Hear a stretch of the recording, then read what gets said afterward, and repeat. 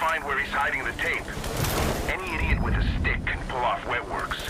Espionage is what separates us from the animals.